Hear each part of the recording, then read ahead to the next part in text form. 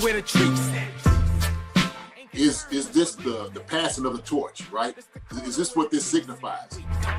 It comes down to that front office and what they feel is most important. The champ is here. We've touched down from a higher plane. Why you made it here? We always look forward to that week because it was always intense. You know that we ain't coming back. We about to. The man, the myth, the legend, Dante Hall. My favorite player growing up was Dante Hall. I love you guys in the show, but Dante was my guy. Get to dashing because you done on the warfield.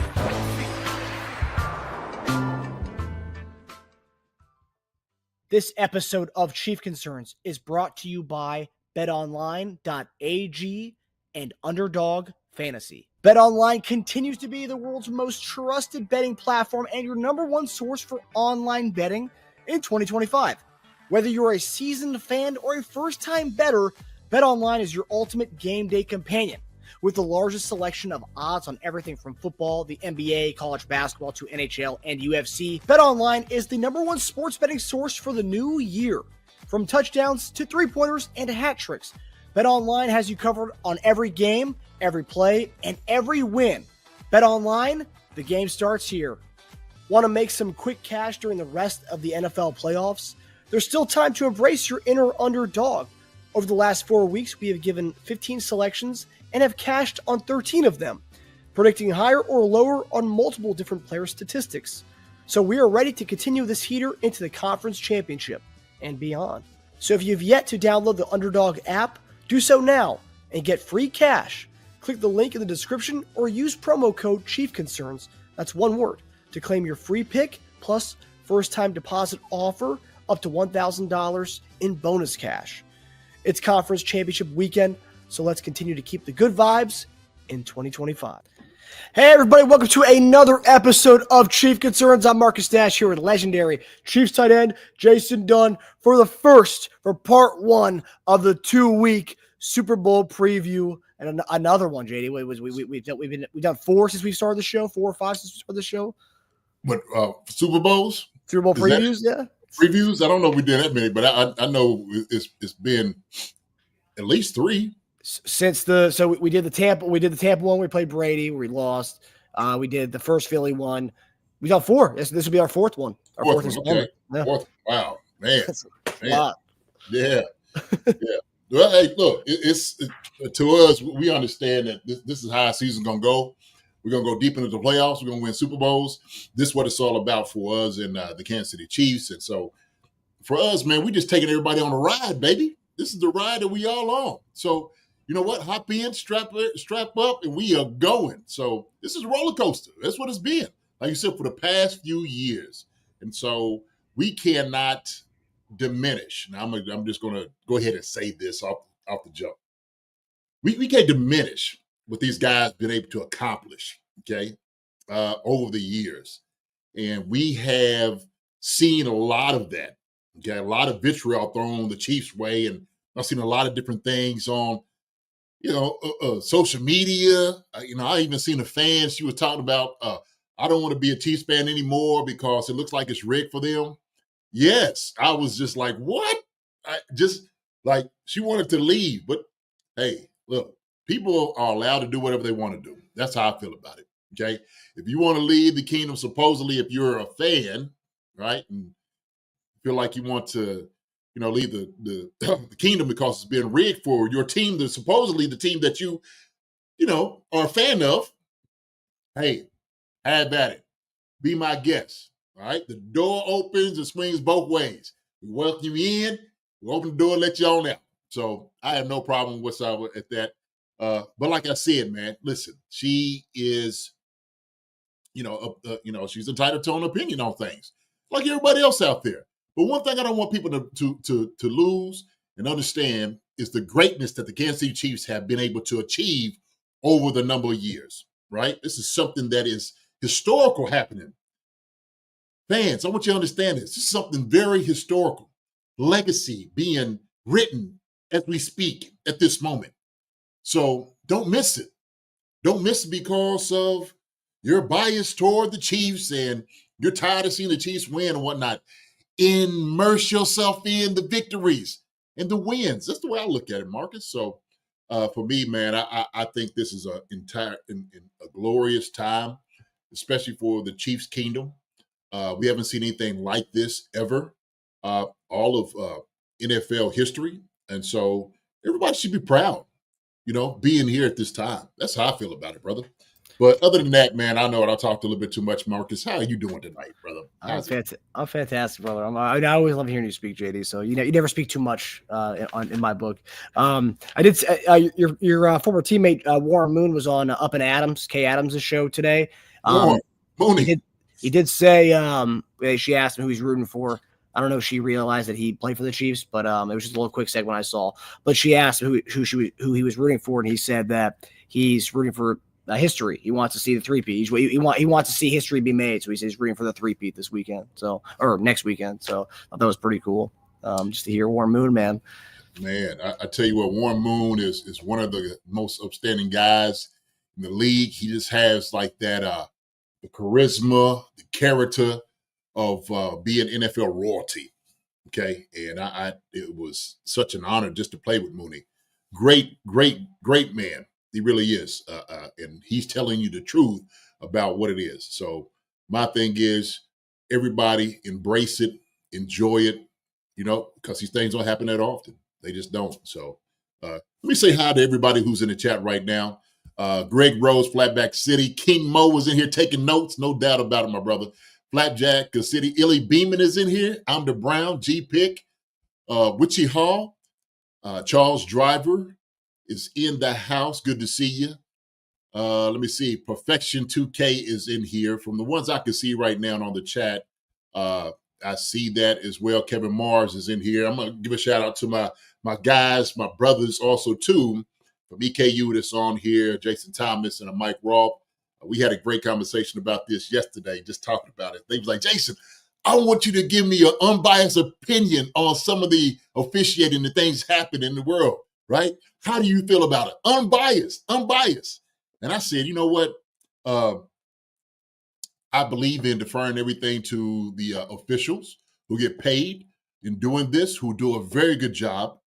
And for me, I'm just a guy that's spectating like everyone else, but I do observe the rules and I do respect them for what they are.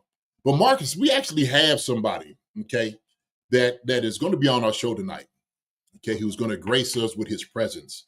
And he is a longtime NFL official for a number of years. Been doing a great job. He is actually part of the Kentucky Pro Football Hall of Fame. A good friend of mine who I asked, man, could you come on here and talk about and speak about these things, if you will? And maybe you could give me a little bit more introduction on some of the things, but he's been on here before to give us a lot of his professional opinions about things, more as opinions, but also too definitive answers of what you need as far as wanted to ask officials. So, go ahead. I'll let you pick it up a little bit. Yeah, so like JD said, it's we want to provide you guys clarity, to be able to speak to a former NFL official. I think it's very rare. I mean, I don't see many podcasts who have people with this kind of background or resume on. Jim Daopoulos has been on our show before. He's got about 20 plus years experience as an NFL, either as an NFL supervisor, NFL official supervisor, or just a regular NFL official. So, he's got a lot of experience. So you guys ask questions away in the chat. We'll try to get to everything. Just to talk about this whole the conspiracy theory BS that's going around. And I think Dean Blandino, the main Fox head official, for the Fox content, he said he believes that the refs got it wrong on the 4th down spot for Josh Allen, but he also did say in the same breath, he says the NFL is not conspiring with the Kansas City Chiefs. I mean, it's just ridiculous. But we'll be able to talk to Jim tonight, and then after that, we're going to kind of take a dive in to the Philadelphia Eagles defense. So beauty about having 2 weeks to prepare and do previews for the Super Bowl. We can break it up a little bit, guys. So tonight we're going to talk about the defense attacking the Philadelphia Eagles defense, and then next week we'll get into more how can we how can Spags cook up some specialties next week. But today we're going to talk about officiating and all the stuff that's going on right now, as well as previewing our attack on the Eagles defense tonight. So packed show, guys. So we hope you guys enjoy it. JD, any final words before we bring on our guest of the hour?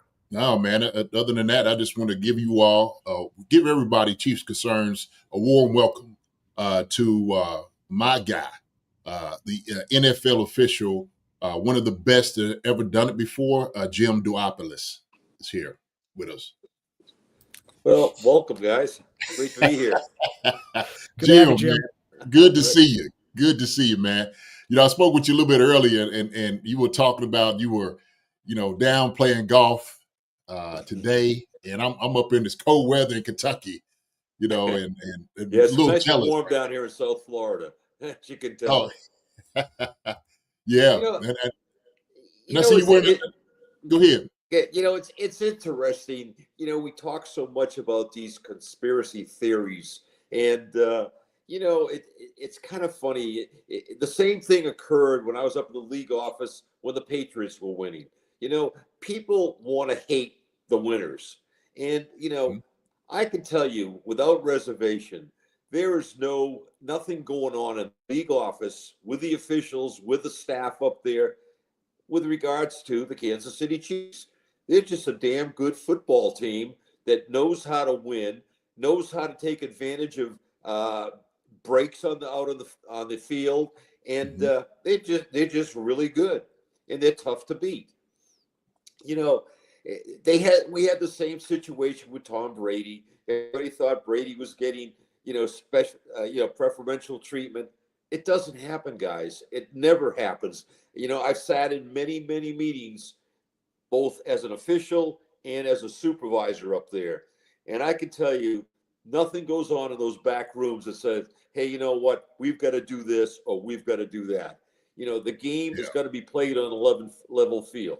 Hey, do the officials make mistakes? Absolutely, they make mistakes.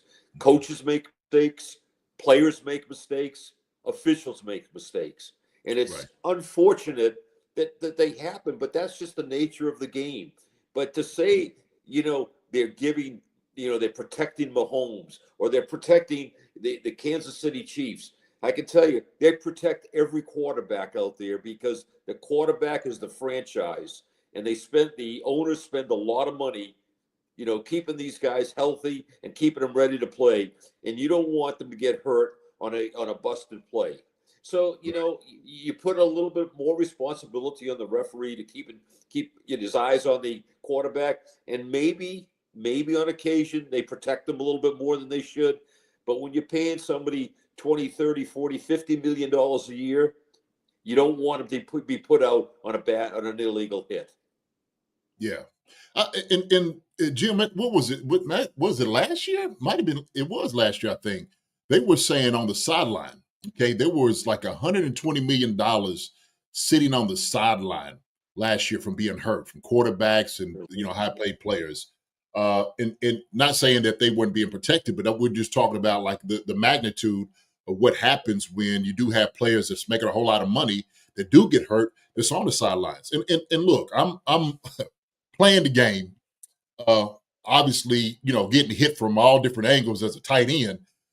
Sometimes I want a little bit of preferential treatment too, as far as like they would treat me. But, I didn't get that. I understand that part of it, quarterbacks, having a little bit more leeway and whatnot as far as protection.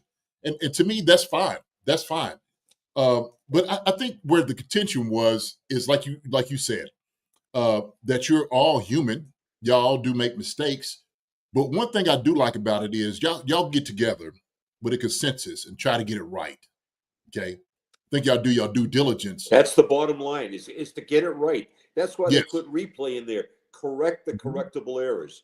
What they've done is they've expanded it in my opinion, they've expanded it too much. They're almost trying to officiate from the press box. But again, the game is so fast, and you've got 7 guys out there, and a lot of stuff goes on, as you know, and there's a lot of grabbing, and the good officials, the guys that are really the top of the game, are the ones that know what to let go and what to call. Because the rule book is so open that there's so many variations to the rule book. There's so many situations that, we used to write them in the margins of the rule book.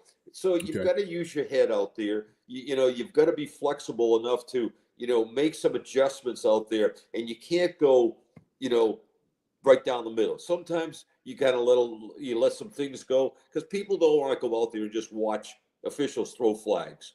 Right. The best game is if you never have a flag, but that's not going to happen. Mm-hmm. Yeah. Well, and I think, when you are doing, talking about getting everything right, you take, the time to go ahead and do it. And like you said, if there is something that might be a little bit ambiguity and whatnot, I think y'all talk it out. I do like, having the perspective of, on the official, like, hey, what did you think about that up in the box after the play is over? And what he'll do is he'll either confer, right, or validate what is being said, or he'll say in the contention, like, hey, maybe, this could have been something a little bit different, but they didn't quite see it that way. And it's not a conspiracy theory. It's not like all guys got together, NFL's officials say, hey, we're going to do it and rig it for this team, right? Yeah. It's kind of like Josh Allen's, the fourth down rush, Yeah. Did he make the first down? Or, we can get 50 guys to look at it, and you're going to get 50 different opinions of it. And, it's so difficult. You have a head linesman and a line judge that's their responsibility, is to get that forward progress. Well, heck, I'm telling you, when that guy goes into the line and all 22 guys are just converging on it, how the heck do you know really exactly where the ball goes? I heard Gene Steratore, who's the rules analyst on CBS, said, well, I think he made it by about a third of a football. How the hell do you really, you're just saying things out there. It's just, hey, whether they were right or whether they were wrong, hopefully, you make a call as an official, and you hope it doesn't affect the outcome of the game. But there's more than one or two plays that affect the outcome of the game. Sometimes they look bigger than others, but, they do a hell of a job out there. I think they spend too much time worrying about replay, thinking replay will fix something like that. Who knows if replay had the proper angle on that? You've got to just let the game go on and let it be played. It's played by, individuals who, as I said earlier, make mistakes. And we're going to just do the best we can as officials to get it right. Do we miss them? Absolutely, we miss them. And, hey, if you miss them too often, you're not going to be around too long. Well, I think that right there is kind of really the point. One official, I can't think of who it was. I think he was talking to not Trey, but one of the sports guys, and he was sitting there saying, "Look, we want to be employed. We want to work playoff games. We don't want to get fired. This is our job. So if we don't get it right, we won't work the big games. And so for us, we want to make sure we get everything right, so we are able to get more money or whatever it is to work." So this becomes like a somewhat of a stain upon your job, your employee, your question of your decision making, which we and know your integrity. They're questioning integrity, your integrity, yes. which is kind of tough, because they kind of look over your background pretty close throughout your career. You don't just get in; they're watching you throughout your career. And it's a lot about the integrity. One of the problems that we had, I don't know if you all remember way back when they used replacement officials. And you know what? The guys in the field are pretty good. Those replacement guys, you could tell the difference. The problem is you need to get experienced officials that do the job. And they've got a pretty good staff up there doing the work right now. Okay. So let me, as far as, and like you said, the one official was talking about, I forgot who you said, a third of the football or maybe a little point of it, like that just keeps drumming it up, right? Yeah. And I think part of the crazy part of it is when it's compounded, right? 1 week, it's like, oh, Patrick Mahomes might have got hit in the face mask up top. Is this really, roughing the passer? And then the other one was the two guys hitting when he played the Texans against Houston. It was like, well, what? Is he a runner? Or is he, was he actually trying to slide? Was he giving himself up? And so they were saying like that might have been like a little ambiguity. So let me ask you about that call in itself, because to me, I think it's like that was the precursor to maybe this happening with Josh Allen and saying, "Oh, here we go again," right? And it almost like Chiefs fans, like this one young lady who now is like, "Oh my gosh, I can't see it because now I do believe that the Chiefs are being rigged," right? That play do you see that play? Did you get to see that one? I saw that play, and Okay. I saw what the official saw. He saw two guys going after him when he was down. Did they make contact with his helmet, his neck area? We slow it down and go it frame by frame and look at it. Maybe they didn't get it. But again, as we mentioned earlier, you're protecting that guy. You know what? And what if they did get the helmet and he didn't call it, and they didn't call it? Then you got another issue. And again, do you want this game being called by individuals sitting up in the press box watching it on TV? There's gonna be mistakes made. You've got to just kind of go forward with it. You've got to do the best you can with the best officials you've got. And I think that's what they're trying to do right now. Now they're trying to correct some of the errors out there. They try to help them out a little bit, but that's what these guys get paid to do, is they get paid to make these calls. Yeah. And really my question is, because I think it's what we're talking about preferential treatment is, if something happened like any other quarterback, I'm sure y'all would still kind of make that call. I would say, "Oh, it's Patrick Mahomes." Oh, well, now that's I don't know.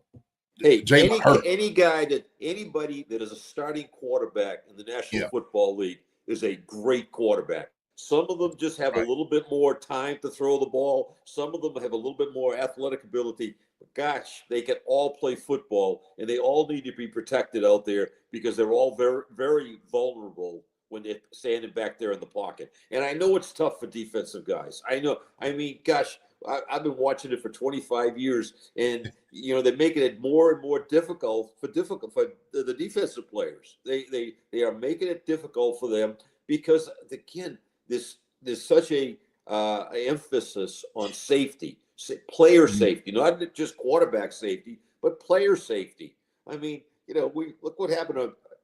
Art Still. We all know Art. I went to school with Art. Great guy. We see him all the time at our meetings and all that. Looks like he could still play. But his career got really blasted when he got hit. When he got chopped on the side of the leg, and which was legal at that time. So they are trying to protect the players. But again, it's football, and that's the name of the game. It's a vicious game, and it's a violent game. And I know a lot of people are saying, you got to, put flags on the quarterback. I mean, they still get hit pretty good out there. Oh yeah. It's kind of funny because I tell you what, man, I had a call thrown on me. I remember this holding call, and it was one of my best blocks that I ever made. Okay, threw the flag. I didn't call it on you, did I, Jason? I don't think it was you, Jim, that did it. Not quite sure who it was. But I was blocking the guy, and I could see the flag come right over my head. And I thought the position he was in, he couldn't see because the guy's back was to him. And so I remember I kind of shed the guy to the side. I was like, "Man, how did you call that?" Like, he's like, "Man, you holding him." I said he was fighting for his life to get away from me. It was just a great block. Yeah. But then I realized, I'm like, you know what? It wasn't a holding call, but that was one call that they got me for. That I probably got away with 100 more that I did hold a man, that they didn't call. It's a guessing game, When you throw your flag, you're about 80% sure, and then as you look at it, you go back into the locker room after the game, and you pull out your little tape of the game, and you go right to the call, and you're going, "Oh God, I missed that one, or I got that one." They are very conscious of the calls that they make, and when they miss a call, it bothers them. I mean, it bothered me. It bothers them now. They're very, very much in tune with making the correct call and being right. And not so much. It's just that's the profession that it's just like a ball player. You don't want to miss blocks. You don't want to miss situations out there. So you're doing a job, and you're out there in front of a lot of people. you don't want to throw the flag when it's not a flag, or you don't want to, miss a call when you do it. But those things happen. They make those mistakes. Well, I think a lot of it goes into also too, Jim, is the amount of money that's on the game right now today. Yeah.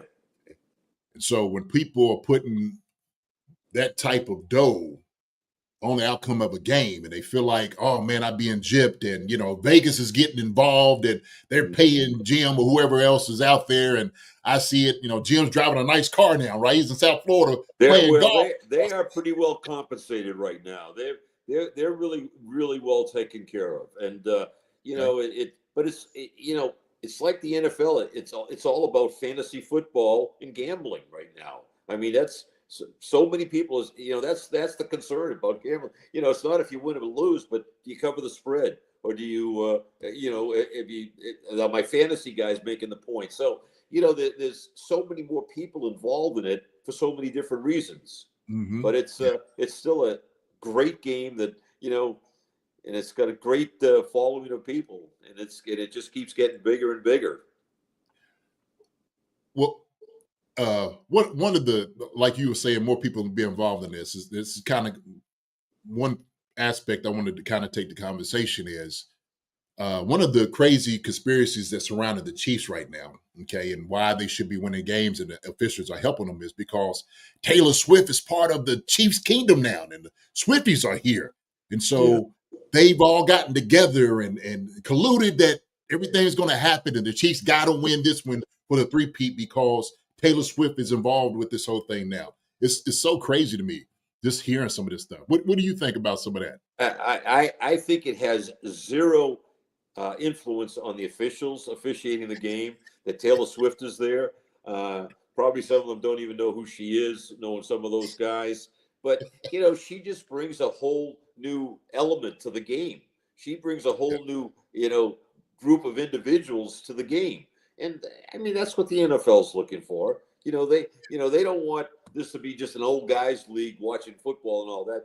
They like to bring, more people involved in it. And she's doing that. She's getting more people excited about it. Females, younger people watching what's going on. And, I don't think it has any influence at all on the play in the game or the officials in the game. They've got their job to do. I tell people, excuse me.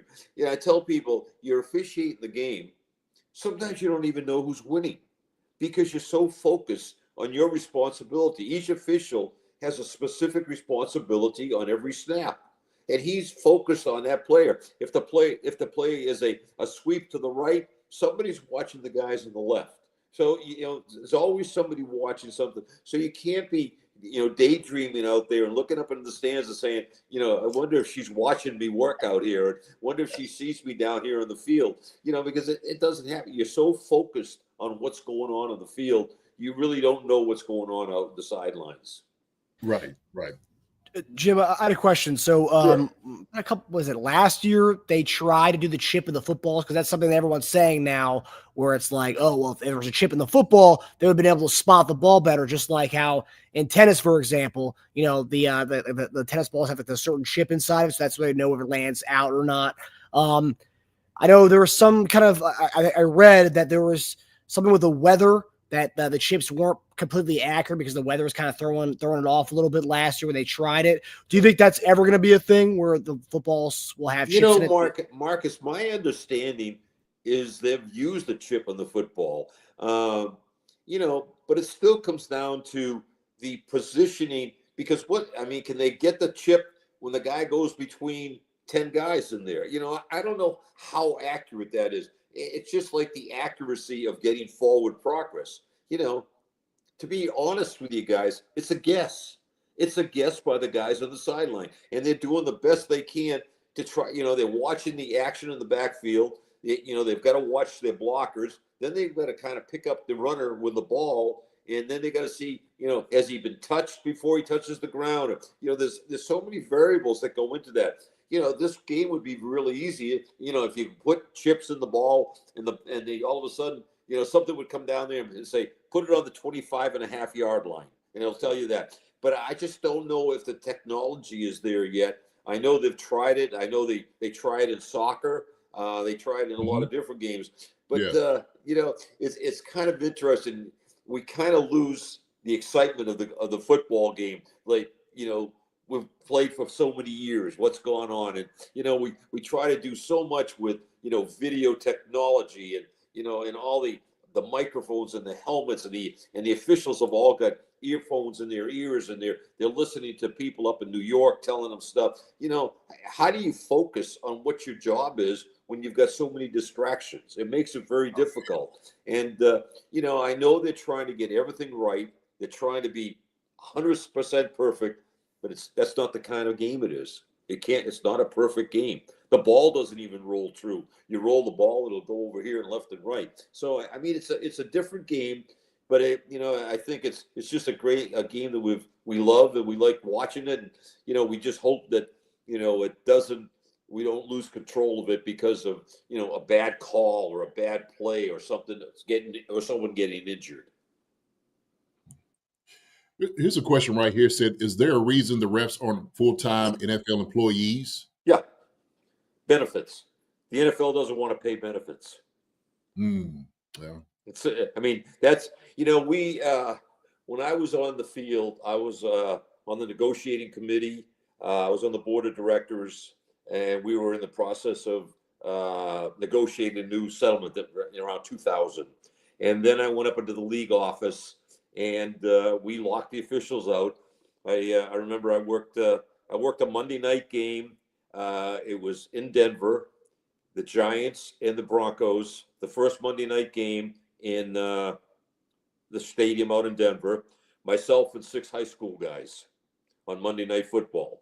And, and basically they were holding out for more money. They were holding out for benefits, but it's really has shown that the caliber of officials that are on the field are far superior than the ones that they could put on. You can't just go out on the street and find 7 guys to officiate a game.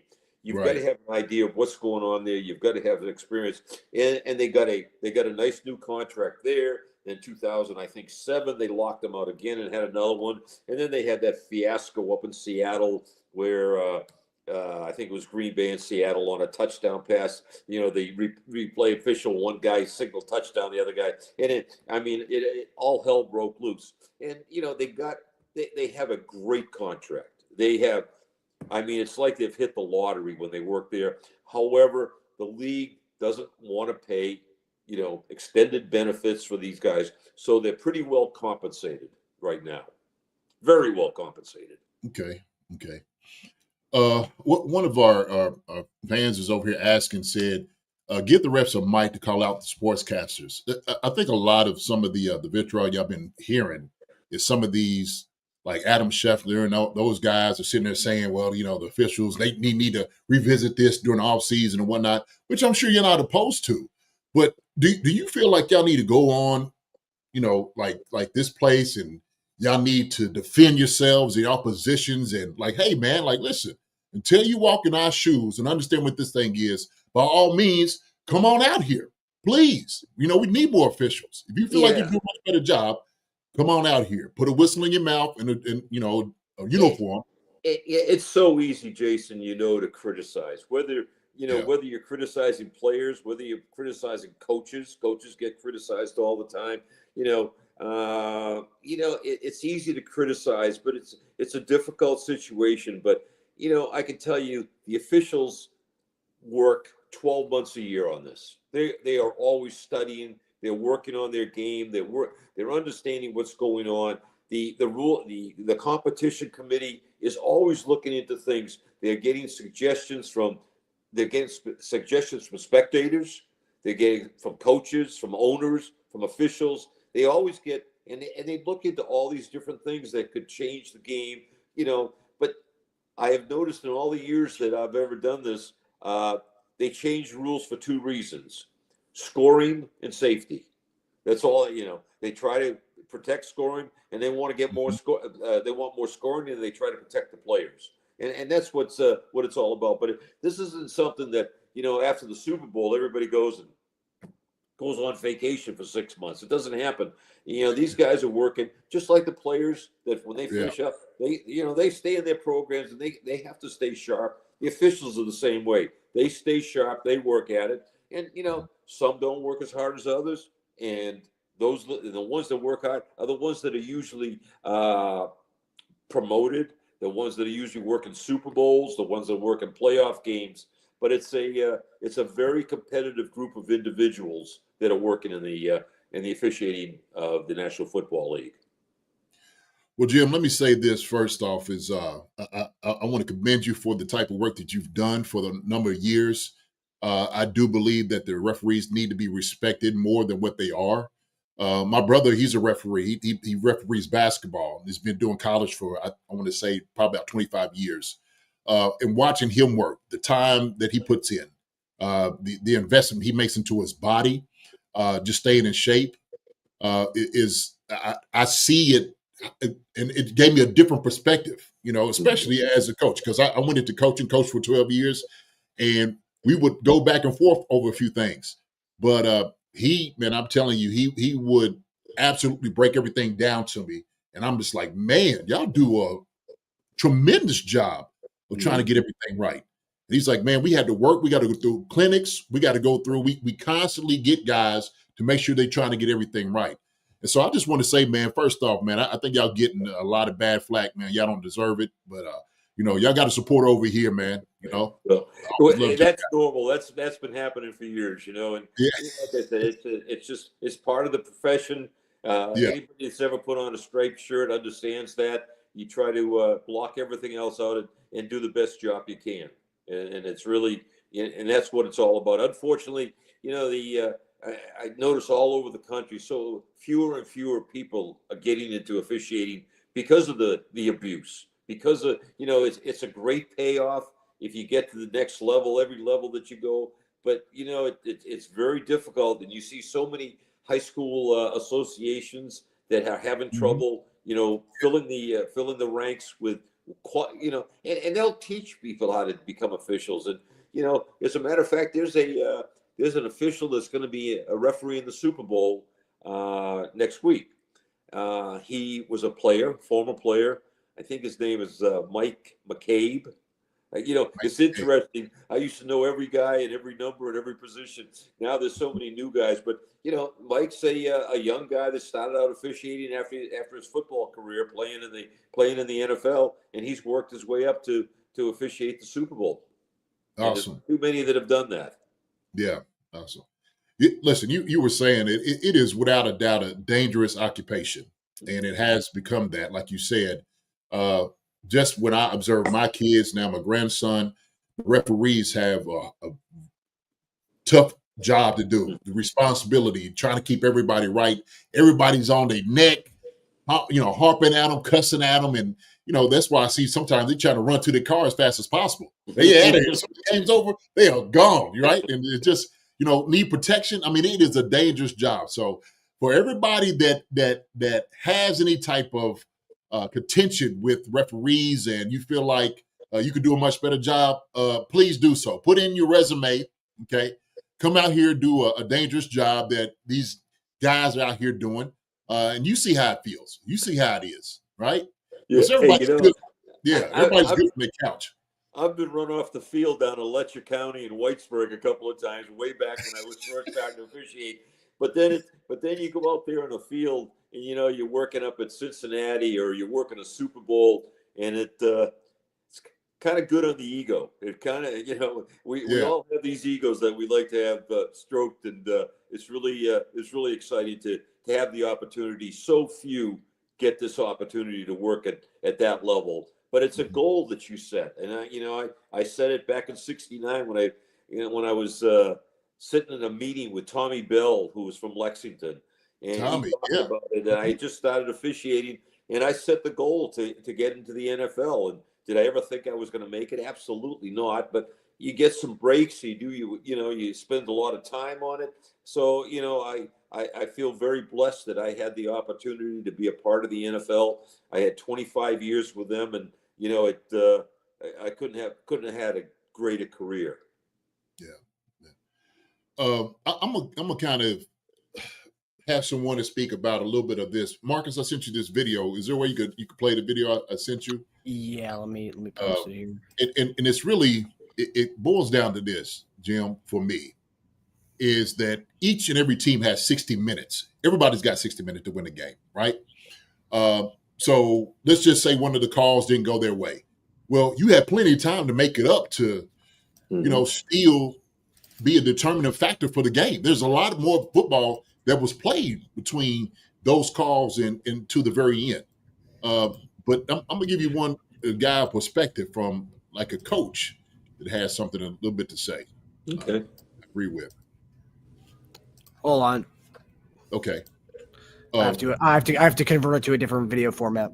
I got you. Okay. Took 2 seconds. Okay. But- we can do that. We can do Yeah. that.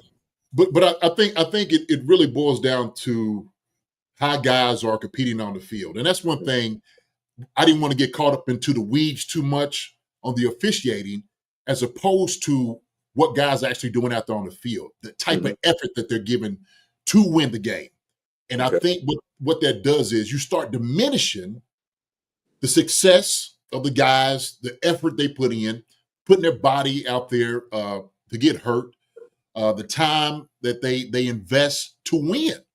I don't think I don't quite understand, especially as a player.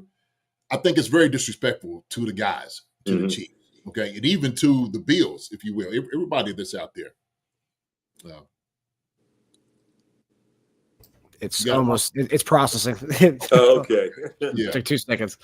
but I do believe it goes into really, these guys earned that. So when you try to say guys didn't earn it, you start questioning that because you feel like it's being rigged for them. Then you take away everything else. You take away 59 minutes of the entire game to say, wait a minute, what about those calls? What about those plays? What did your team do or did not do to win this game? Right? Why put it all on the refs, on their shoulders to make a determining factor? So, okay. I got it ready. All right. To beat the Chiefs, even if you have the better team. It's not like Tom Brady and the Patriots where you had simply just a better team and outclass Belichick every year, It's fucking pathetic. What do you suggest? What do you suggest, Coach? Save America! Hey, listen, I thought this was the year for the Bills. Yep. But when you can't make the 1 yard you need to make, you don't deserve to go to the Super Bowl. You can have all these stats. That's all I saw in the pregame warm-up. 65 touchdowns, this stat, that stat. You don't make the 1 yard you need in any critical situation, you're going to get knocked out of the playoffs, and you can't rely on some official to give you a spot on the road in a playoff game. You just can't count on the officials. With Josh Allen, this has to be a slam dunk, automatic first down, and you didn't execute. You did not execute. You got the best offensive line in the league from left tackle to right tackle, a 300-pound tackle playing tight end. James Cook hasn't been stopped all night, and Josh Allen has 600 yards rushing and 12 touchdowns. And you can't make this much. The execution, the pad level, the finish, the overall scheming, whatever it is, you lost the game because third and fourth down in that, and you got to live with. That's a mic drop for me. That's an absolute he mic drop. He nails it. I worked with John on Monday Night Football in the booth, and John really has a great understanding of the game. He was very difficult on the sidelines, to say the least. But he was like Coach Ditka. They worked you pretty good, but they worked you when you needed to be worked. They weren't just out there giving you BS to try to get a call. If they thought you missed something, they'd let you know. And John, like he said, you've got a job to do, and they didn't do their job. And why would you blame? I don't know. It's frustrating to say the officials missed the spot when all he had to do was kick ass and move a little forward, right? That's it. Look, I know how John is. I had him. He was my offensive coordinator for 2 years up in Philly. So he used to ride me on all the time. So I know exactly who he is and how he feels about certain things. And he's going to give it to you straight. He is. You might not like it. He's going to give it to you straight because he's going to demand the good things out of you. And so when he's sitting there and he's talking about this, I know he's sitting there saying a fact like, look, why can't Josh Allen, okay, all these stats you don't put up, Josh Allen this, Josh Allen that, can't be stopped. 4th and 2 up there in Buffalo. Guess what? He runs for a touchdown. Now he gets to Kansas City, and all of a sudden he can't get the ball across, 1 yard. So let's not put it on the officials. Never leave it on the officials.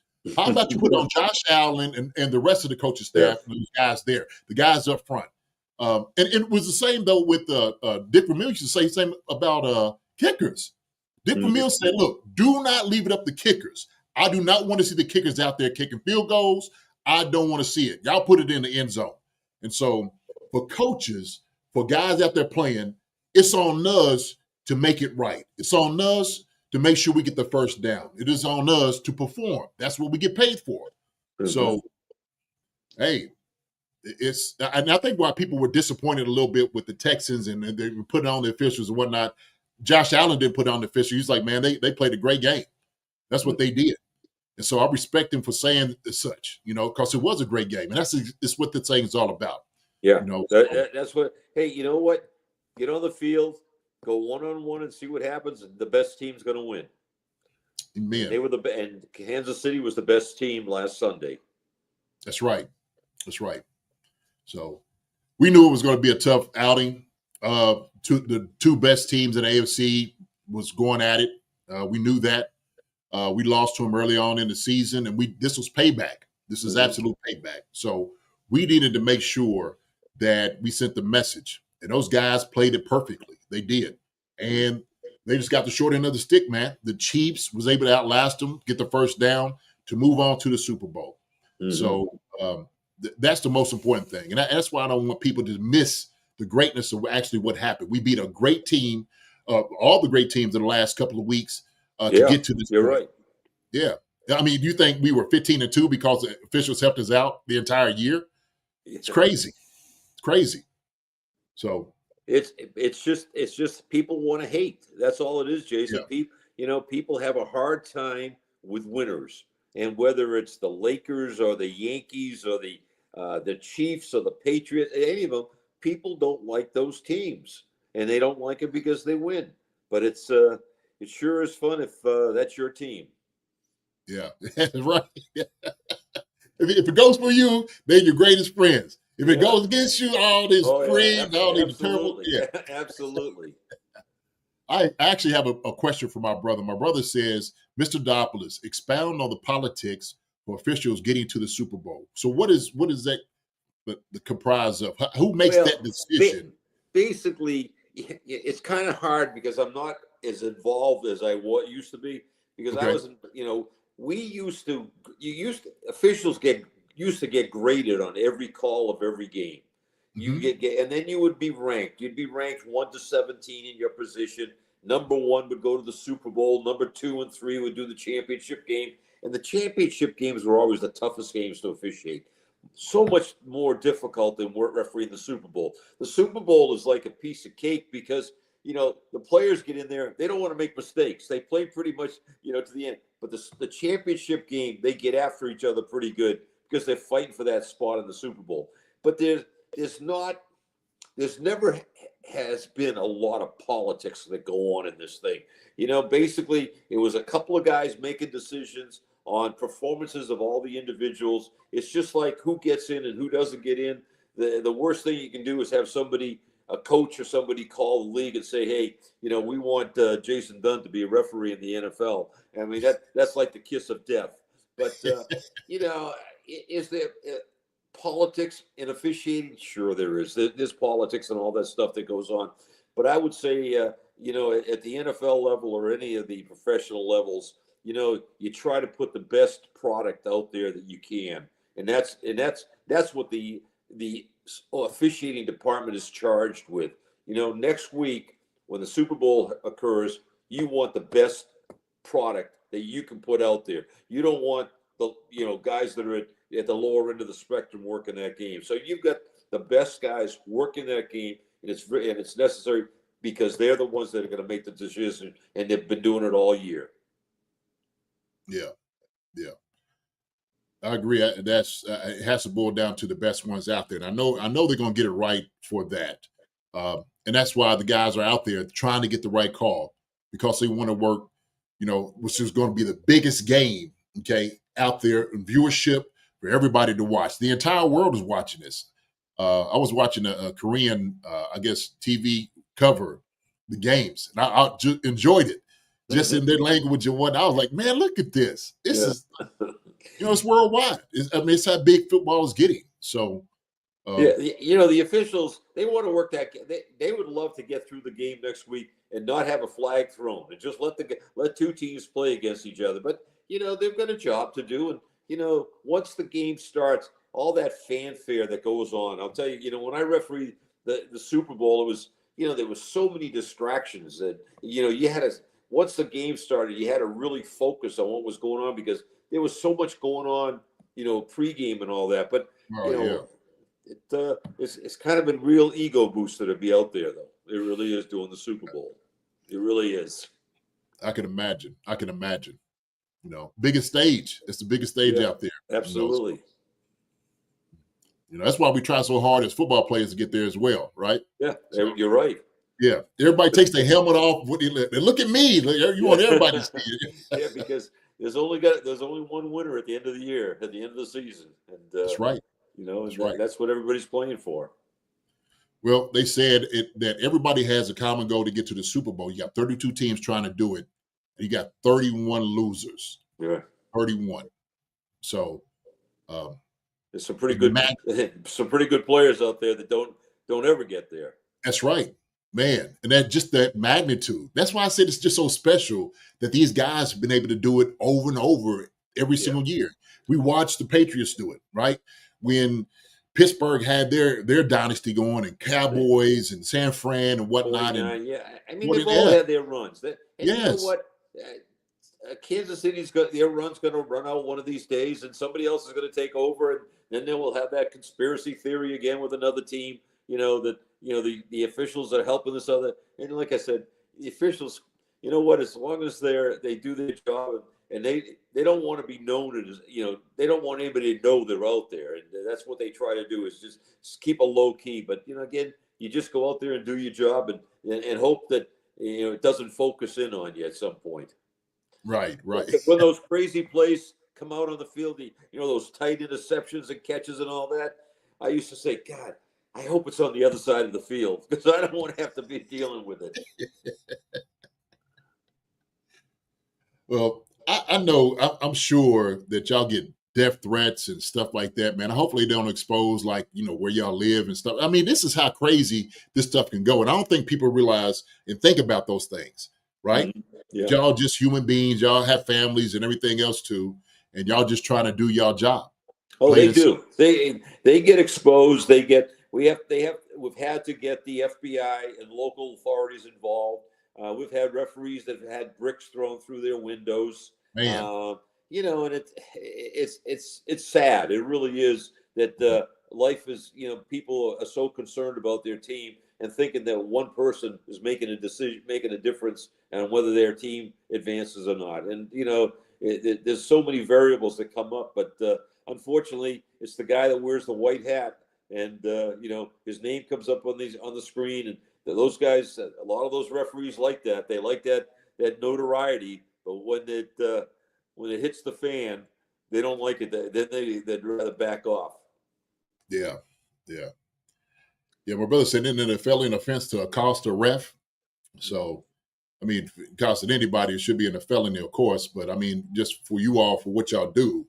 I think a lot of states have made it, have it as a felony. And but I can tell you, in my, 25 or 30 years with the NFL, never. I never felt threatened on the field by players or crowds.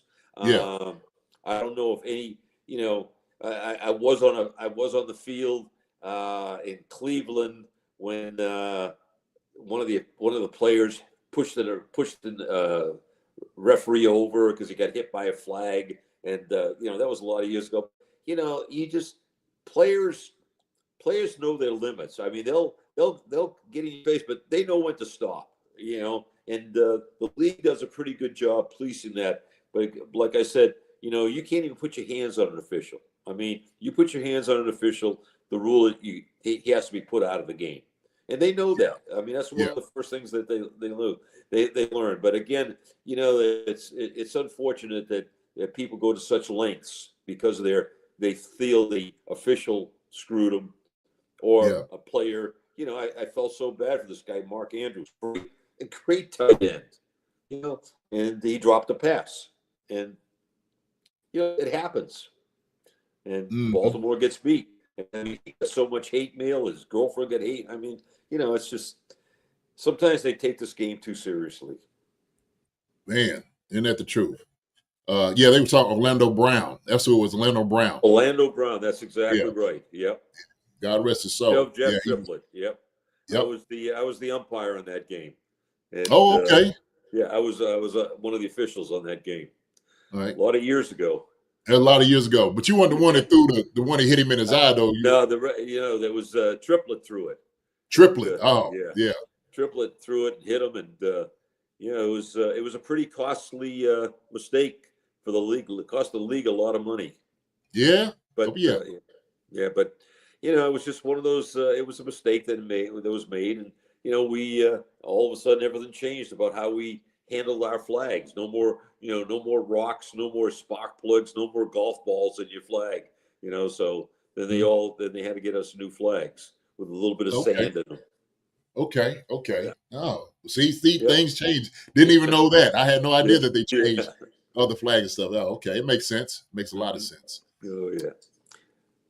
Well, I tell you what, I just, like I said before, Jim, I just want to tell you how much that I respect you and everything that you have done over the years, and also too for the guys that's out there. I know it's a tough job to do, man. You keep encouraging them to keep doing their job, okay? Regardless of all the things they hate and everything they hear out here, guys just need to keep doing their job. And to be honest with you, I'm one of those that think y'all should go on TV and start giving some of these people some of that back.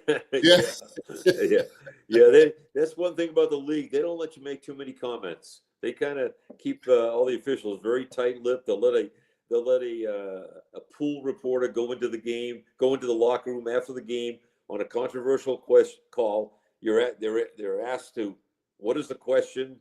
They're told, well, here's the question, and then they tell the referee what the question's going to be. He answers it very quickly, and that's it. They just don't want the officials out there, spending a lot of time, because a lot of times, as I said earlier, they make mistakes. So what are you going to do about it? I mean, you can't change the outcome of the game, and hopefully the call, or if there was a miss, hopefully that it didn't affect the game, the final outcome of the game. Yeah.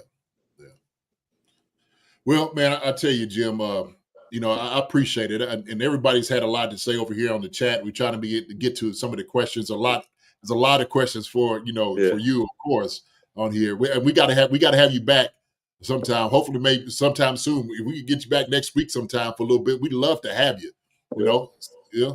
Hopefully we'll have a lot of questions at our little get together up in Lexington next week. Yeah. And I'm looking forward to that. And you know what? Anytime, I'm always available. Love to talk to you guys, Marcus and Jason. It's really been my pleasure to be on this podcast with you guys. Well, we appreciate it. We appreciate you, Jim. Yeah, you know how we feel about you, man. And yeah, definitely. So when I see you next week here, we're going to have a good time, and we could talk about a few things. And I might have to grab a couple of my friends by their throat and say, hey, man, come on up here and talk to Jim a little bit. Okay? Yeah, we'll see. Hopefully I won't get run out of Lexington, right? No. Make sure it's not cold up there, okay? Okay. Well, hey, listen, when you come up here, you're going to have a whole lot of protection, a whole lot of NFL players around you. Yeah. Say, hey, look, you take care of Jim, all right? Jim's one of us. For those guys. It's a great group we have in the Kentucky Pro Football Hall of Fame. Great group of individuals, and so looking forward to the get together next weekend. Yes, sir. Absolutely. So, Marcus, is there anything else you need to We covered everything, man. The chat was holding it down with all the questions in there, and you were doing a great job with asking about all the conspiracy theories. But yeah, Jim, as always, you did an amazing job, man. We'd love to have you back, like JD said, and maybe whether it's next week or maybe the referees make a deciding call again, like calling a hold on Bradbury for holding Juju, and we win the Super Bowl because of that. We'll have you on after that. We may have something to talk about next week, and that'd be great. Like I said, just kind of let me know. I'd love to kind of join you guys again. All right. Awesome. Okay, guys. Would you enjoy some golf for get some golf out there for me, my friend. Okay? Friday morning again. I got to take a day off. I'm getting too old to play every day, so take a couple of days off. I hear you. Okay. Well, wonderful seeing you. I'll see you next weekend for sure. Next weekend in LIX. Okay. All right. You take care. Appreciate it so much. Thanks for your time, Jim. You've been very gracious for it. Thank you. Take it easy, Jim. Have a good one. Okay. He's fantastic. Incredible, man. I'm telling you. Amazing guest. Like we talked about before he came on, like there's not many channels or podcasts have former referees or NFL officials coming on to talk about the stuff. And I think I don't know if that's a part on podcasts or a part on former referees and officials. Obviously, you got the Blandinos, the Sterators who work for Fox and CBS. But I mean, when they're retired, there's no rules against officials coming out and talking about this stuff. And I think Jim does an amazing job, a very eloquent job of talking about what they go through, what they see, what they don't see. And I feel like there should be a platform for referees to be able to do that. And we're lucky to have Jim and come on here to talk about this stuff. Man, it'd be incredible just to have like a forum where those guys, like you said, kind of getting together, kind of, discussing some of these things. And they'll get to see what we get to see in the locker room right before training camp.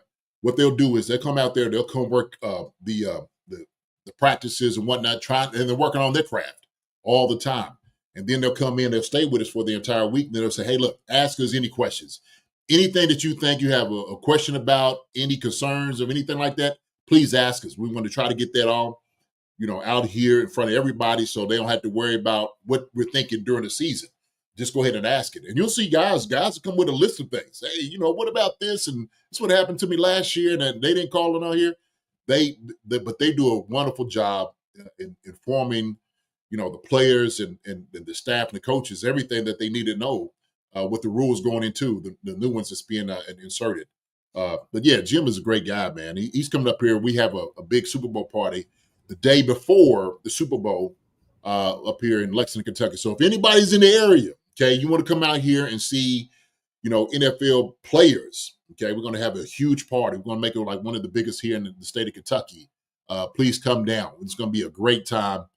Jim and a lot of officials are going to be there, a lot of NFL football players, Super Bowl, and we're going to have a lot of football challenges, food, drinks, and all those good things.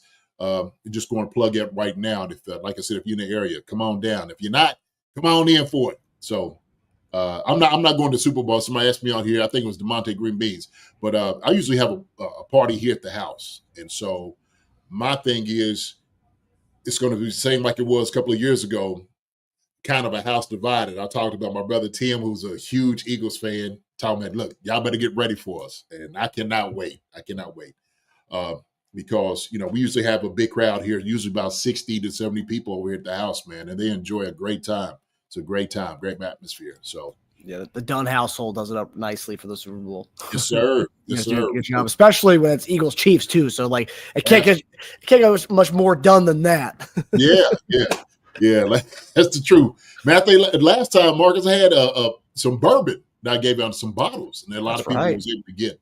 That's right. So man, I might have to do it again. Is that guy doing it again? Is he doing? I might have to go ahead and tell him go on get a nice little single barrel pick. Private stock selection coming out, man. So get it out here on and let everybody have a chance and opportunity to get some of that too. So there you go. All right, Stu, come on, Stu's brother. Coming up. Yeah, yes, sir. Come on through. So yeah, man. So no, it was great time, man. Great conversation. Talking to Jim about that, and hopefully, I know this ain't gonna put everything to bed, but at least it gives people a better perspective, okay, better understanding about what all goes into making these calls and how vital, how important it is that they try to get these things right. So these guys are trying to work the bigger games to make more money. This is the way they stay employed, Marcus. If you don't do your job well, guess what? You get canned. You get fired. There's plenty of guys, like he just said, he never thought he was going to be an NFL referee. And so when he first started here, he just kept moving up the ranks. And so these are guys that are trying to knock on the door to get up here. So it ain't like somebody's just, let somebody come off the street, like he said, and come in here and official. It's not like that. So everybody back behind the keyboards, even me, and sitting there like, oh my gosh, it's a terrible call, this and that. Hey, man, put it to bed. Put your time in. I'm going to say this, like I used to tell them all the time about Andy Reid calling plays. Write your resume or write your letter, send it out there and see what they say, okay? Tell them, put it and say, I want a job to become an NFL referee, okay? And then see what they say. And then once you get there, you have every right to make those calls. And we welcome you to. So yeah, it's a tough job, and you have to work. You have to work your way up. Like most things, you have to work your way up, but you have to work your way up big time with refereeing. I mean, your brother's an official, long-time college basketball official. My friend who's trying to get into that college basketball world, like I think he got invited to a camp. He's been doing high school basketball for a couple, like 5-6 years. He's just starting to break into the D3 college basketball ranks right now, and like he get a game here or there, but like it's a long time to get to that point where a lot of these guys are, and it's also sad to see that the pipeline's kind of thinning out. They're having kind of a shortage of refs, and that's scary, because we love football, we love basketball, guys, but without officials, we saw this, as Jim talked about, we saw that replacement game. And that was not good. Okay. The 3 weeks of those guys, that was pretty rough. So like, take it easy on the officials. Right. Yeah. So, but all right, JD. So now we're going to get to the preview and the football side of things, the non-conspiracy stuff going into, I think it's hilarious that there's so much conspiracies going on here, but we're going to get into talking about Eagles and Chiefs, looking at the Eagles defense. So JD, obviously we talked, on Monday's show, we talked about the Eagles, we played them 2 years ago in the Super Bowl, but a lot has changed for both teams. The Eagles defense, which is still fantastic as it was 2 years ago, has undergone some major facelifts with their personnel. They have 8 new starters on that defense this year compared to what they had 2 years ago. And actually, I'm going to pull up the graphics I made for this episode right now. So, yeah, we're looking at 2 years ago on the left and right now on the right. So the guys highlighted in green are the new additions to their defense. And it's a lot of new guys. That's a lot of new guys. But when you kind of look even deeper into this defense, looking at the numbers here, when you compare the 2 years, so I have the 2022 ranks on the left and the 2024 ranks on the right.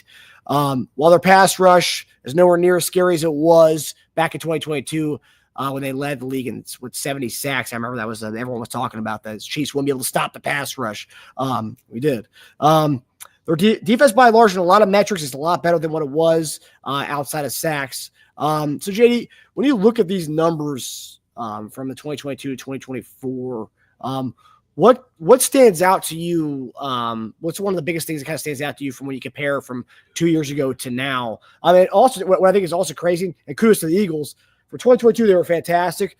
2023 was kind of like a kind of a weird year for them because they were kind of down in a lot of metrics defensively. They were one of the worst defensive teams last year. And then to go right away, Vic Fangio obviously had a lot to do with the change in that defense to now being one of the best in the league, if not, if you can make the argument to say the best in the league. What stands out to you when you look at the kind of the metrics here when you look at the Eagles defense?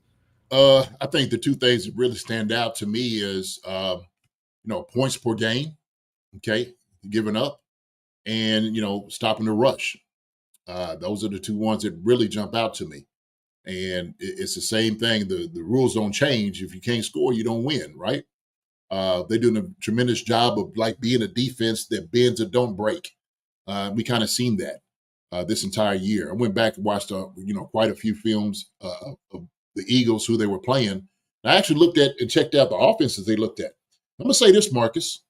They haven't faced the offense like the Chiefs. They haven't. So, yeah, you can have these numbers come up in the way that they look, and it looks good on paper, but also, too, what's the competition you're going against, right?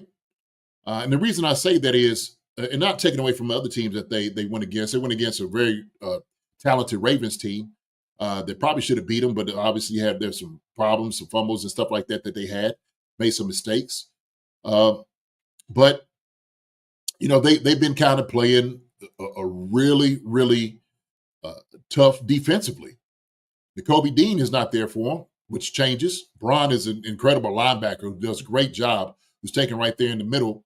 That is now who's become kind of their man, just kind of doing everything. But also, too, they got a lot younger in the secondary. But we know that the Chiefs, the way they look right now, as far as like our offense, is totally different than it was earlier in the year, right? And our numbers are obviously a little skewed because we're just not the same team offensively. We're totally different offense now. So that's what makes the difference. And look, I'm not one to sit there and say, okay, because I completely disagree with this, that Patrick Mahomes is the MVP of the league. I disagree with that, okay? Surprised how he played the entire year. I don't think he's the MVP of the league at all, okay? He had a rough go at the very first of the season, and I think it should be based off of how they started the season to the very end and how guys played, okay? But he's the best quarterback for an entire team. And it's a team game. It's a team sport. My thing is we have the best team in football, bar none, up and down, left to right, however you want to look at it, try to measure it. We are. We got the best coaches in football, pure and simple. We have been to the big dance before. We've been there these past number of years, and we done won. We're looking for a three-peat now. So we know what it takes to win these games. We know. Now, not saying that the Eagles don't, because they've been very good. This is their 2 in the last 3 years being to the Super Bowl. Jalen Hurts is a little hurt right now. That's definitely gonna affect him a lot. Because now he can't really do like the read option like he was. Some of the games I've seen him run, now his knees bother him. He's not going to be. That's part of the element of the game that they're not going to be able to have. That changes things. And so how I look like defenses played against their offense, Spaz got something for him. Okay. So obviously we talked about, Patrick Mahomes, Hollywood Brown, Xavier Worthy's a different guy. We got D-Hop, Travis Kelce. I don't think any team, Kareem Hunt, Isaiah Pacheco, I don't think any team has had a myriad of weapons like the Chiefs got. I'm sorry. I just don't see it. I think the only one you could get close to, you could say, well, Cooper Kupp, Robinson, and Puka Nacua and those guys and Warren. Yeah, great team. Tight end ain't there, right? Matthew Stafford is not as good as a Patrick Mahomes. He doesn't do the things Patrick Mahomes does. So our offensive line, too, is very good. So for us, it's all about the team, not to mention what our defense shows, right? Spags in our defense, defensive line, our linebackers, our corners and safeties, a team. We are a championship football team.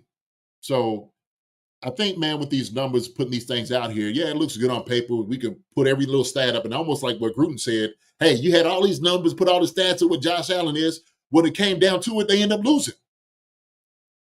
Period. They beat us the first game, right? Well, what did they do for you in the playoffs? Now y'all going on, sitting on the couch, going to Cancun, getting on the yacht and jet skis like everybody else and going fishing. So now y'all got to sit there and watch us. So that's the reality. Now, we understand they got a very talented offense, okay? We know that. Jalen Hurts has one of the best backs in the league, if not the best back in the league. He's the best back in the league. He is. And Saquon Barkley. He has very good receiving core. And A.J. Brown, Devontae Smith, and now he got Dallas Goedert there as well. So we understand that, and a very talented offensive line. But I think our defense is up for the task. They really are. It lies in stopping that guy in the backfield, Saquon Barkley. You can't let him get going. You can't let him get going. So when I think it's just interesting here that we look at like kind of the numbers here from 2 years ago to now. How like they're number 8 in points per game. They were allowing 20 points. This year it's number 2 is 17.8 points per game. But yeah, the biggest thing that kind of jumps out to me is I remember two things, right? One is looking at the amount of first-time guys are going to the Super Bowl, right? Because usually when a team just coming off a Super Bowl 2 years ago, you have a lot of guys who've already been there before, right? Like they guys who've already been to the big game, and it's like, okay, this is our chance to get redemption on what the Chiefs did to us 2 years ago.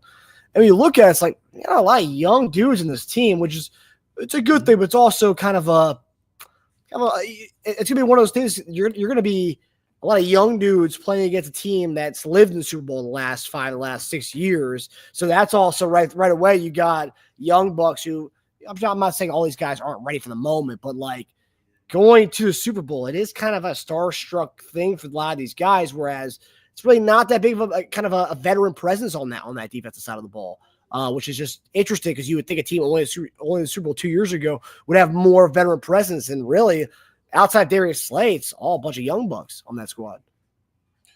Well, I think they really needed to do this. This is probably the direction they needed to go. And let us not forget, you know, they beat us last year.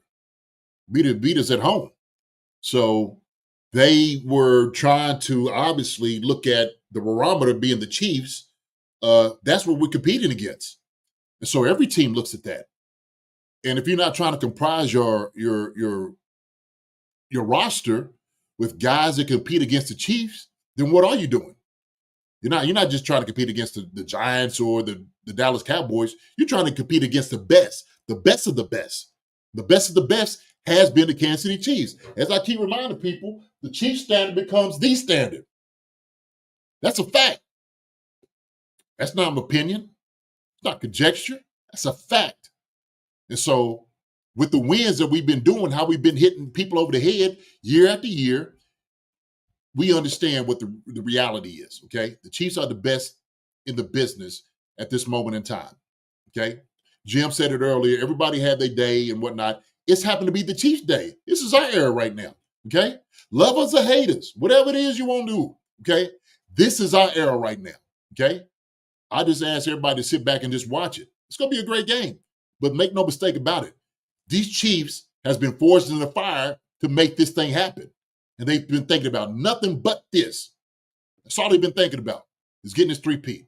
It's all about winners. And when you have a young team like the Eagles, like you were talking about before, it's something very new to them. They're not war torn. Yeah, you know what I'm saying? They haven't been, molded with those type of things. And so those things matter. When you sit there and watch Chris Jones, who's been there, 5 times, and sitting there telling like, hey, man, this is what you need to do. I seen a video, man, and Nico Remigio was sitting there talking about his very first punt return. Said he had some room to run, right? Catch it. He said, I'm trying to get my feet wet, right? Young guy goes into what your point is. He's like, man, I come on the sideline. Travis Kelce said, man, I ain't championship football. Woo! Come on.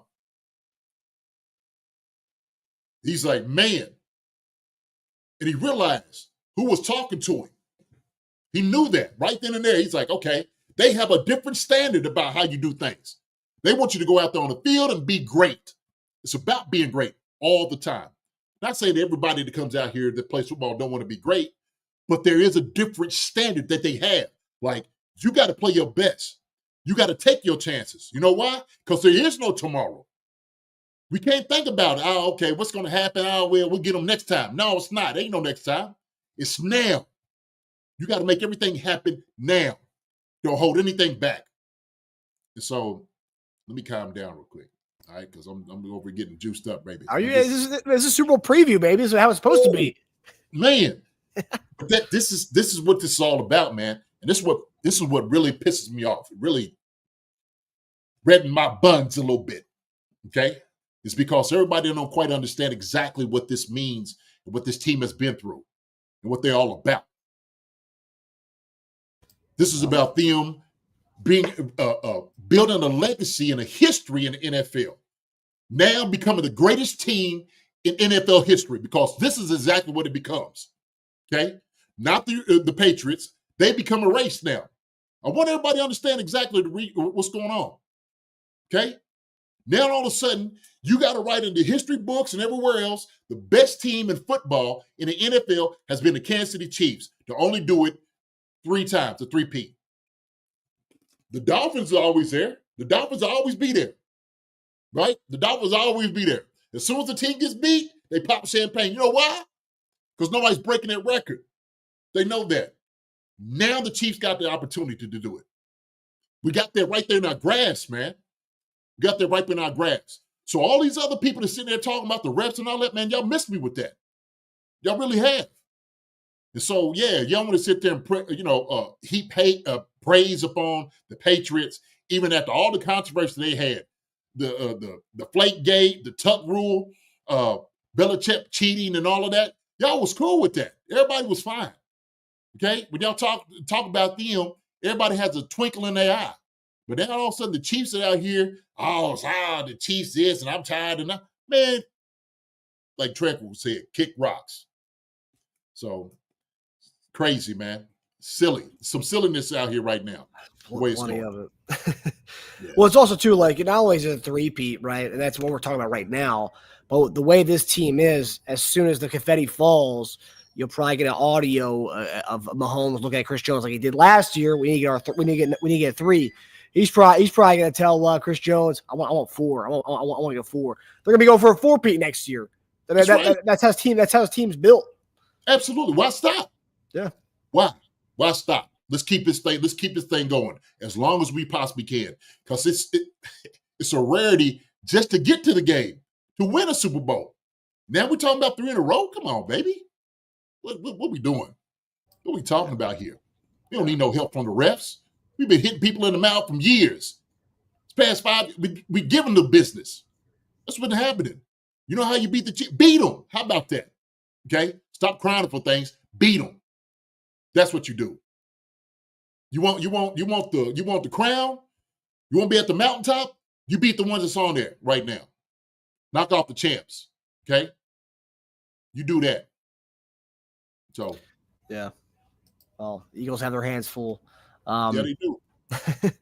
So the episode we kind of built up on the thumbnail. I had Creed and I had Jalen Carter as 2 of the guys who I think, like JD said last week, and if everyone remembers what JD said, this game's going to be won in the trenches. Talking about the AFC Championship game. That's right. This game is, you could probably say the same exact thing for this one. Like, battle will be won. This game will be won in the trenches, in this trench warfare that we'll have. So this week we're playing against one of the best defensive linemen in the league, and probably the second best defensive tackle in the league in Jalen Carter, who led all D tackles in the postseason with 20-plus pressures, most by defensive tackle since Chris Jones in 2022. They have the numbers right there. Jalen Carter, 20-plus pressures in the postseason. Chris Jones had 20-plus in 2022. Just the numbers. I mean, he's putting up some pretty ridiculous numbers here. Carter played 68 of 70 defensive snaps, was double teamed on 26 of his 49 against the Rams. The NFC Championship game, Carter led the team with 8 pressures, while Nolan Smith, Moro, Ajamo, and Milton Williams each had 4, and Jordan Davis contributed with 3 on only 10 pass rush attempts. So, like, this is a pretty damn good defensive tackle D-line we're going to be going up against, much like the one we played against last week, much like the one we played against 2 weeks ago against Houston. So this isn't, like, out of the norm for us, right? And then we looked at the numbers from earlier. This pass rush is not really 15th in the league as far as sacks go. So, I mean, yes, Jalen Carter's a badass. Not taking anything away from him, but it's nothing we haven't seen before, and nothing these guys haven't seen before either, our guys. So on the other side, we got Creed Humphrey, who his last 9 games, he's allowed 0 sacks, 3 pressures allowed, and 1 QB hit. So, JD, when you look at the numbers here, I mean, there's plenty of things to look at here. What are you looking for to see from our offensive line, interior offensive line this week that you have seen from the last few games, or that you haven't seen from the last few games? I know we talked about Caliendo the other day, that you want to see and that you're going to need to see, that we're going to need to see as fans if you want to come out of this game and win this trench warfare against Philadelphia, going against this the Jalen Carter and all these guys on the other side of the ball. So I'll address it this way. What I need to see our guys be is physical up front. Okay. Jalen Carter is one hell of a player. He is incredible. Wish we could have got him. I knew we couldn't go up there to go get a guy like him at all. I remember we talked about that. Yeah, man. That could you imagine him and Chris Jones beside each other? I mean, sure. Nasty. Yeah, Nasty. Yeah, for sure. But what I've also seen is, let's see, Creed Humphrey went against Cameron Hayward, second as defensive tackle in the league. We went against Puna Ford, who's fifth in the entire league. The PFF, that's how they look at it. We have seen John Franklin Myers, okay, the league. We've seen Tierra Tart. We see some of the best. And what I know about Creed Humphrey, I had some field to show, is he likes putting his hands on guys, and he does a hell of a job. This guy right here is a wrestler, state champ, if you will. He's gone against some of the tough opponents, and he's got some bully guys around him that make sure if he needs some help, they'll be there right there for him. They've done a tremendous job this entire time. So it's not like we see anybody different as far as like what the NFL gives. We've gone against the best. Gone against the best. The best is on our team, Chris Jones, by far. So Jalen Carter, like I said, is an incredible talent, man. Not taking anything away from you. The Joker is a handful. He is a handful, and that Joker is going to be a monster. But it's always going to look like how many times is Creed actually going to have his hands on him or Joe Tooney. And look, I'm going to say this, okay? It's my opinion. I don't even know. But is this something the Chiefs may look and say, now do we bring DJ Humphreys to play left tackle and let Joe Tooney come on the inside? Is that something? I don't know. I'm waiting for a conversation. I don't know if anybody's asked it. I don't know if anybody said it. I don't know. I think they fine with Mike playing where he is, okay? But if there's any concern, will they make that move? I'm just saying there's something in the back of my head and saying, is this what, have they been waiting all along for this? Somebody asked about Rashid Rice coming back and play. I was like, Rashid Rice? We see all these videos and stuff. I'm like, I don't think Rashid's coming back. No. And I said, to be honest with you, I don't even know if I wanted to.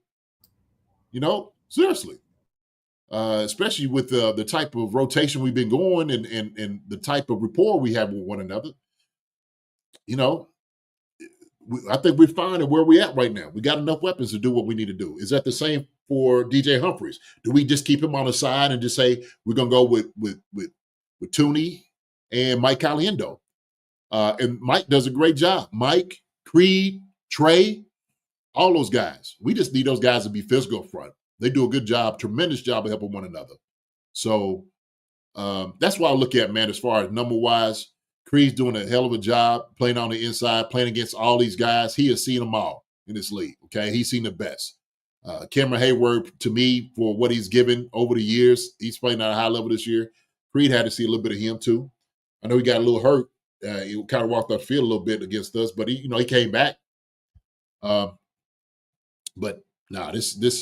these guys are going to be up to the task, man. If they play like they played this last game, we're going to be fine. We're going to be A-okay. Because they were physical.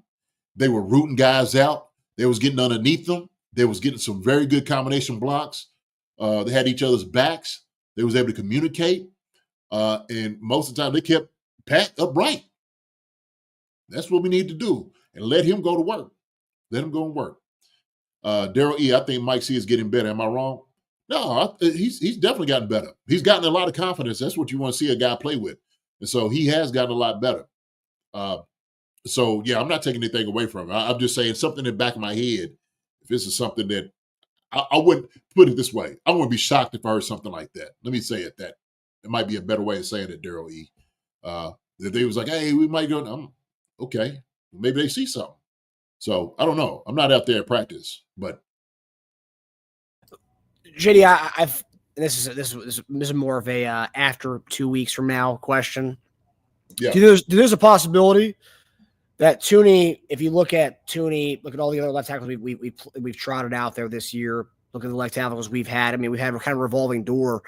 We obviously didn't like Orlando Brown enough to even resign him, right? Mm-hmm. And his price point, while Tooney is pretty expensive for guards, as a left tackle, his price point is pretty good. Do you think there's a chance they say, you know what, it's easier to find a guard than it is to find a left tackle, and we obviously trust Tooney to be our left tackle? Do you think it is plausible they could say, you know what, that's our left tackle next year, let's go find a guard in the draft or the offseason next year? Think it's possible? You know what? I haven't even explored that question, man. But I think it is. Is that plausible? Sure.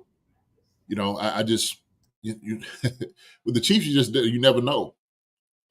If Joe says, "Yeah, I'm fine with it," I'm sure he'll do it. He's played tackle in college, and he's played here in the league.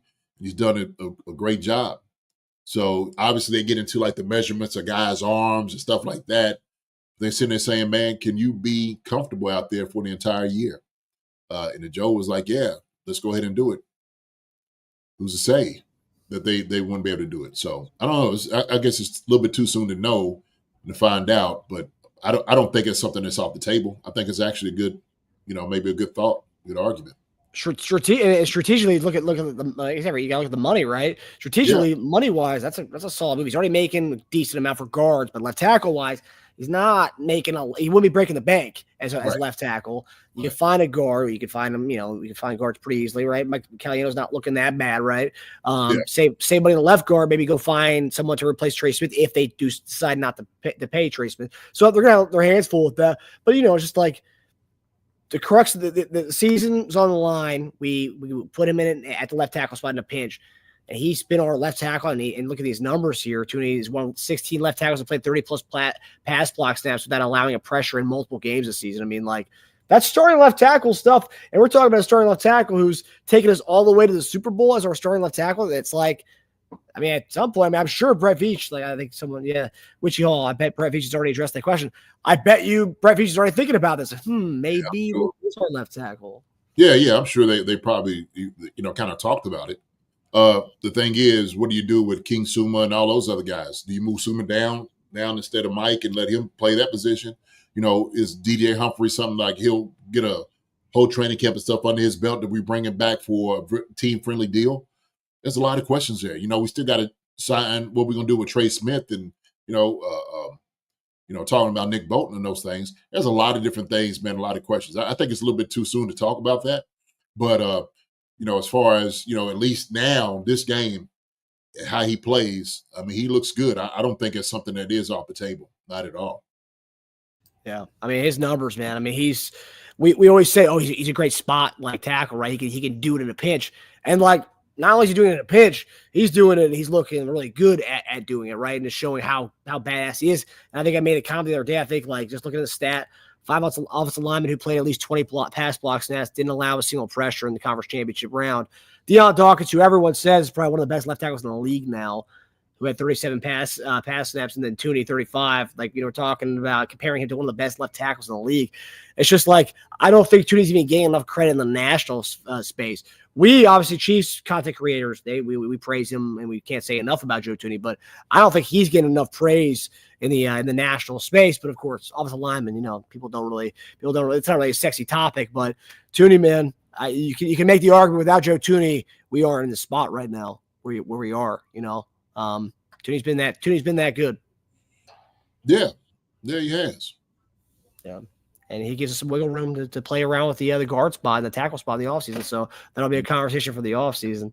Yeah, But okay, so going to our final topic as far as on the defensive, you kind of addressed it a little bit, talking about pass catchers, right? The differences in the team. But looking at the back end of the Eagles secondary, which outside of Darius Slay and Chauncey Gardner-Johnson, they have a youth movement of their own between Cooper DeJean and Quinyon Mitchell, who have really stepped up in the playoffs.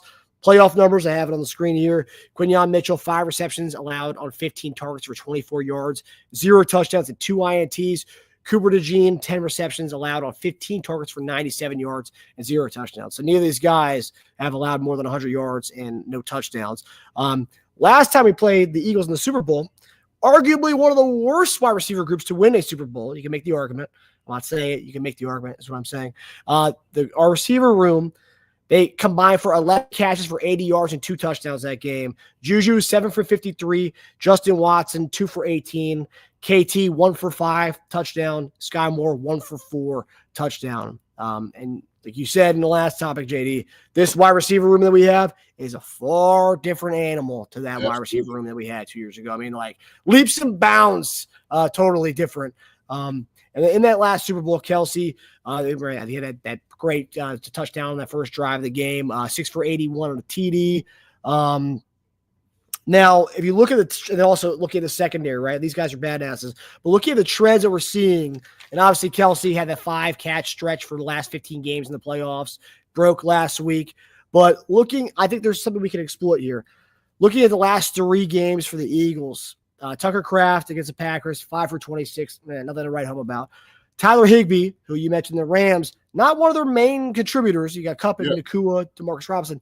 He goes 7 for 54 and a touchdown in that game. And then last week, Zach Ertz looked like he was Zach Ertz from 10 years ago, 11 for 104. Yes, against his old team, so there's a lot of extra juice there. And him and Sirianni have a beef, so there's more little juice there. But 11 for 104 for Zach Ertz, who a lot of people were kind of throwing him away and they thought he should retire.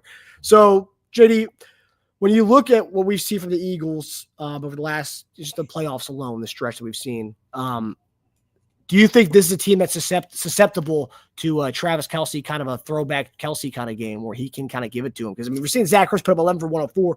I'm seeing, for me, that tells me, okay, Kelce can eat against these guys. Absolutely.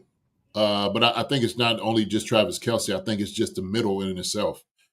Watching their defense, they run a lot of man, a lot of zone. And so in zone, what we do well is get open. We have guys get open. And also, too, we can have challenge guys that are fast and get past the defense. My thing is, when you sit there and you watch, I'm looking at the Ravens game because I was like looking to see what wide receivers you got, compare a little bit. Zay Flowers was taking them to task. He's a fast guy getting around, and he was just catching the football on them, too. Mark Andrews, I think, caught a touchdown. He was able to, get open on those guys. So your tight end, anything in the middle, Zay Flowers, and then, of course, they was like scramble drill, right? I heard the scramble drill. Okay, well, with us, that's what we run. We look to get open. We run in spots, and Patrick can throw you open. Those are the things that we do really well. So it ain't necessarily I'm looking just for the outside against Kenyon and Coop. I think that they are susceptible in the middle of being open. That's seam area, hook area. All those things are open. You can run deep ends, you can run basics and middle cross, all those different things, and get behind the linebackers with play action. That right there for me is where we should attack this defense. Okay, and that's just me doing a little film study, just watching some of the things that they bring about. But you got to get your running game started for that to happen, right? You got to get your run game to start that. I think I seen the stat that we're sitting there talking about it, that Patrick Mahomes is 8-0 against Vic Fangio, 8-0 against his defense. So Pat has been taking him to task for quite some time. And I know Vic is sitting there saying, I need to get the better of him right now. Well, guess what? Pat has better weapons than what you have seen before. And what we're going to do is we're going to exploit it with a Worthy, with a Hollywood Brown, with a D-Hop, with a Travis Kelce, with Juju, with a Justin Watson, with the Noah Gray. We got weapons all over the place. And we do. And I would say we have better weapons than anybody else that they've seen probably all year. In fullness, everything. It's full, man. You ain't never seen them. You ain't seen the likes of the Chiefs. So those guys got to get ready. They better get out of their back pedal quick. Because we're gonna attack them. We're gonna attack them with a little bit of everything. And so that's what a good thing any of those guys do too, is they give you a lot to look at. Which it confuses a lot of defense. linebackers, safeties, corners, confuses everybody on what they're going to do. So I'm glad we got that film on it, what we was able to show last week, because now we give them a whole lot more to look at, a whole lot more to worry about. And are they going to do the counter option, or are they going to run, the wide receiver screen, or what? We're going to do all of it. The RPOs look good everything looked good. We was clicking, we were moving, everything looked smooth. Same thing. That's what it's going to be next couple of weeks when we go out there for the Super Bowl. Their eyes better be open, because they need to be aware of every single thing, because you had to cover the entire field against the Kansas City Chiefs. Isn't it amazing how we talk about so much change can happen in 2 years? I mean, we were talking about the Eagles starting offense, but when you look at 2 years ago, Juju was our number one receiver. Now Juju's like our number 5, right? I mean, Worthy, Hollywood, D-Hop. And then we're talking about Juju's like, if he gets a catch in a game, it's like, okay, great. There you go. That's contribution right there, Juju. Hell yeah. But like that game was 7 for 53. That game, by and large, you could make the argument, was one of the reasons why he got the big check he got in New England. He played, he balled out for us. But like, we're talking about him being the number 4 now on this team. And like, yeah, you could say Eagles changed all they want on that defensive side of the ball, but like, we changed too for the better. Yeah, no doubt about it. No doubt about it. And so we know Juju's gotten a little older, but he knows how to get open. We seen that last week. He made 2 big plays for us. And that's the thing. We said this offense is one of those, it can be any given Sunday. Any guy can get off for us. It's not just one guy that you need to stop. You got really legit 4 or 5 guys that you need to keep your eyes on, because any of them can hit their head on the goalpost. So maybe Juju didn't have the speed to hit his head on the goalpost last week, okay? But he could damn sure get close enough to it. Someone commented on one of our videos talking about our Juju praise and said, "Do you think there's a chance that Juju could just?" I'm gonna pose this question to you, JD, because you are the tight end. Obviously Juju can block on the edge, on the outside. We've seen him; he's really shown it off.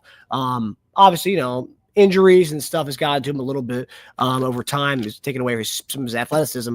But do you think there's a little bit of a chance that Juju could make the conversion to being a tight end as he ages and as he continues to go in his career? Someone asked that question in our chat. You don't think so? No, heck no. Juju won't want to do that. So, no, let's not disrespect Juju like that. Oh, you think? But okay, if he did want to make that transition, could he make that transition? Could he? Yeah, could he make that transition based on body type and everything you see from him? Could he do that? I mean, he had to stay out in the slot. He better not put his hand in the dirt trying to get in with the big boys. That's a whole different thing. I don't think so. No, I don't think so. So, no. Yeah. All right. Good night, Wendy. She says she's leaving out. So, come on, Wendy. Come on. Oh, she got to get up in the morning. Good night. Thank you, Wendy, for coming. Appreciate it. Appreciate you, Wendy. Eat now. Shoot. I thought it was an interesting question though. The person who posed, I was like, that's not bad. He's a good blocker on the outside, but yeah. Well, man, don't do that. Look, listen. Okay, let me make this clear. Every time everybody wants to change a position or something, everybody wants to come run to the tight ends. We ain't gonna do that. We built a little different, okay, with the tight ends. We jack of all trades, do a little bit of everything, all right? But you got to be built for that. Okay, they try to get Tim Tebow. Let Tim Tebow be a tight end. Okay, he got folded up real quick. Oh, he could be a tight end. Okay, sure. All right. You see him roll as soon as he had to make a block. He wanted to get out of the way of the defensive end real quick. He won't block nobody. He ain't gonna ask him to do that. I think it's more about fans know maybe like there's going to come a time where it's a cutoff where Juju won't be able to play a receiver on this team anymore as he ages a little bit. They want preservation. They want to be able to keep Juju somehow. And they think by throwing him at a tight end that'll keep him around. Hey, look, Juju is playing like a Robert Woods right now, right? Yes, he's a solid player. That's what you need. You need solid players on teams, especially with these young folk that we got a young crew of wide receivers. Juju's great for the locker room too. He can teach him how to block on the outside. Juju is perfect where he is at. He needs to stay right there. Yeah. Yep. And hey, number one as our receiver in the Super Bowl 2 years ago. Now he's at number 4 and number 5, and I'll take that all day long. As far as my mom says, I do declare. I cannot believe y'all saying that. Disrespectful. That's right. About time. That's disrespectful to tight end crew. Better put a respect on tight end's name right there, baby. We'll take Juju, but hey, man, he's gonna have to bulk up. He's gonna have to get in that weight room a little bit more than what he's doing. It was one of our some subs commented on it. I'm just literally posting and bringing it to the table, guys. So that's what I do. Look at what Neff said. JD was a very slow tight end. Luckily, he got his strip to block from me. Hey, now, Chad, this guy was running a 4.4 before Kyle Pitts, and then once Kyle Pitts runs a 4.4, he knows. Neff knows. He's seen it. He see JD being forged. Okay, that guy. He used to call me Zeus. Is what they used to call me. Oh, that's right. Yeah. So, why did I call you Zeus? I had a body like a Greek god. You did. Still got a little bit on. You still got it. You still got a little bit. Yeah. Mm-hmm. You mentioned the Fangio stat. Is there any particular is there anything about that defense that like you think is a something that we do well with? I mean, it's a man defense. What about Fangio's defense is that we kind of eat, that Mahomes just generally eats? Well, I think part of it is, we are somewhat unconventional in what we do. So when you have a tight end that, like Travis Kelce, with his craftiness can get open, then it changes how you defend us, right? Because sometimes it's almost the same thing in defense.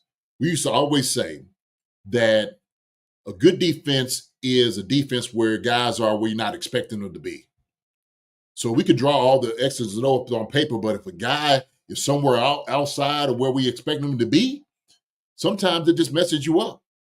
And so same thing with Vic Fangio. He's sitting there saying, well, look, man, they're going to run a lot. We run a lot of man and we run a lot of zone against these guys. Accommodation coverage, what I seen he was doing against the Ravens, they were eating them up. Because then all of a sudden we see cover 2 on one side. Well, in the middle, Zay Fly was able to exploit that. We sit there and we see covered quarters on another. Well, Andrews was able to exploit it. So for us, because we have a crafty guy like Travis Kelce, the best tight end in the game right now, shoot, he can run shot on y'all. Not to mention Hollywood Brown, who can run deep on you. Open up the defense. You got to open up your hips right now. Then we hit you with Xavier Worthy on the reverses, or we just give him, a little, wide receiver screen. Okay. Then we sprinkle in a lot of motions and shifts that you don't know what's happening. Who's in the backfield? Who do you got? And so you got to name who you have. That's difficult on defense, man. You're putting a lot of pressure on guys to get it right. And that's all you're asking for, guys to make a mistake. That's what we're trying to do. We're trying to exploit what they don't know. We just keep them confused. So you get them in a state of confusion where they had to think all the time, it slows them down. So when they slow down, we play fast. So we got fast guys that can play real fast. So we know we're going to be the fastest runner on the field. We know that. When a young defense that they have, communication's got to be, you better be on top of everything. And so if you're not, guess what? Next thing you need to be knowing, we are striking up the band. So that's how it works, Marcus.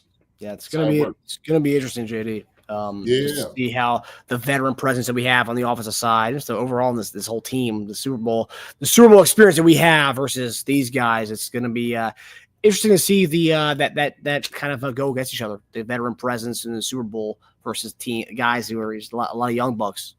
So, So Chris Pomey said Eagles aren't the same team 2 years ago. Neither are we. Yep. Neither are we. Neither are we. And they've gotten better, so have we. Tremendously better. So yeah, Chris, go back to watch the beginning of the episode, brother. We kind of talk about all that stuff, brother. Yeah, no, hey man. I know Chris is a good dude, man. Chris does a good job. I'm gonna get on the show probably next week. We're gonna talk about it. So, Chris, we'll discuss that, the whole fly, Eagles fly, stuff like that. So, they ain't going to fly on the victory. They ain't going to fly the victory. No, sir. Mm-hmm. Chad, Coach, Uncle JD, spot on. That's right, Neff. That's right, Neff. So, Rerun 61 says, I want D-Hop to get a touchdown. I do, too. I do, too. One of the videos I had to show was that slant down on the goal line. It's going to kill them. They can't cover that. They can't cover it. Tyler Higbee, he's the one to hit him on one of the slants for that. That's how he got it. Touchdown, slant. Like that. On that third down play, the one where Stafford got sacked by Carter on that, which if they would have scored that touchdown there, they probably would have won that game. It was snowing there a little bit, but what's his name does a is it a whip route? It was a snag. Higbee does a snag route where when as soon as he makes that cut on the outside to go right back inside, DB falls on his butt. Stafford is about to throw that thing. Carter gets right in his face, and he couldn't see Higbee right there. But that's there. I mean, we're going to be. I mean, that's what Kelsey does in his sleep. So, yeah. No, it's good. Said Eagles 55 points. That's what they scored last week. That's about as close they're going to get to that what they got last week. They say the Commanders' defense either. Not even close. Not even close, Chris. So, hey, we right now we own Fangio. We know it. We own it. This moment, we got hot hand 8-0. It's going to be 9-0 against him. Sometimes it's certain guys are just your kryptonite. So, yeah, it's good. Hurts is elite. Yes, he is. He is elite. Yeah. He also got a bum knee. It's hard to be elite with a bum knee. When he's not hurt, he's elite. Yeah. So. But all right, guys. Well, we hope everybody enjoyed the episode. A really action-packed episode. Being able to hear from the official, Jim Daopoulos, fantastic. He's been on our show a couple times before. He's a great guy. Be able to give some clarity, provide some clarity on a lot of things that are going on. It was all this BS conspiracy talk about Chiefs and rigged and whatever the refs. And then obviously JD and I kind of doing the preview for part one of the preview of the Eagles and Chiefs Super Bowl in New Orleans. But yeah, this is only part one, guys. We have one more week of previews before we get down to the nitty gritty. So thanks for coming on tonight. Yeah, man. Well, listen, hey, thanks to Jim, like you said. We having a show on Friday? I didn't plan on it. Laura's asked me the other day if we're gonna have a show because there's no games we to do bets or do the keys to victory. So I mean, are we? Man, what I mean, we could talk about it. We'll let y'all know. Okay. I mean, I assume we was gonna have one on Friday and still talk about some of these things. Maybe bring on another guest, speak about some of these things. I think we should. I think we should do one on Friday. Is that okay with you, Marcus? That's fine with me. We have one on Friday. Bring on another guest. We got a lot of some smoke. Everybody to talk about. Okay, there's a lot of people that had some conversations. So Friday, man, I'll bring on another guest. All right. That works. And we'll let y'all know. But let me say bye to all of you guys and gals out there. Appreciate y'all coming out, showing the love and support. I'm glad I was able to give Jim some of the questions. Jim's a great guy. So we appreciate every single one of you all coming out here. And like I said, we'll bring somebody else on Friday that y'all can talk to as well. Very, very appreciate it, Neff. Great show again, Marcus and JD. Appreciate you, Neff. Love you. I'll give you a shout out to this after we get off of here. But let me say bye to everybody here. Sasha, Zach Devlin, Daryl E., Chris Pomay. Chris, I'll see you later, man. You can't come on our show late and start talking noise, Chris. Yeah, you try to get it in late, man. You got to come in a little bit early before you start all that. But we'll get it on your show. We'll talk about it there too. Don Peterson, my brother. Good to see you. We'll talk about time. The barbershop. Good to see you as well. Nana Sherry, thank you so much. Sasha, good seeing you as well. Witchy Hall, G Pick, Sid McBride, appreciate it. Good show. Thank you, sir. Oh, man, Sid McBride. Clutch Code, what's going down? Much love to you back, my brother. Much love to you back. Mike Brennan, my guy. Always good seeing you. Flapjack City. Flapjack City is in here. Kevin Mars is in the house. Good to see you as well. Rerun 61. Rerun. People don't know who Rerun is. Rerun. Come on, man. For what's happening? Oh, my gosh. Love it. Rerun 61. Great name. You know who Rerun is, Marcus? You know the show, What's Happening? I know of the show. I didn't watch it. My siblings did. Okay, yeah, it was an older show. That's definitely older show, man. Rerun used to little heavier guy used to dance through the pop lock and stuff. Rerun was a bad boy, man. He could dance. I'm the Brown out here. I'm the Brown knows who he is. I know he knows for a fact who he is. I seen Illy Beeman in here. I seen Del Monte Green Beans earlier in here. Alex Bocamp is in the house. Yeah, I hope they talk a lot of smack too, my man. I hope so as well. Greg Rose is here. Hannah, good to see you. Wendy, we done talked, said bye to Wendy. Let me see who else we got in the house, man. There's a lot of people here. Timmy G123 was here. Let's see who else we had. Now I got Stu. Good to see you, Stu. Give you a shout, my brother. So talking about it, he's an old Philly fan as well from up there in Jersey. Jay-Z. Paul Nolette is in the house. Good to see you, Paul Nolette. That's it. The Monte Green Bees are here. Let me see. Charles Driver. Talking about Klitschko was already in here.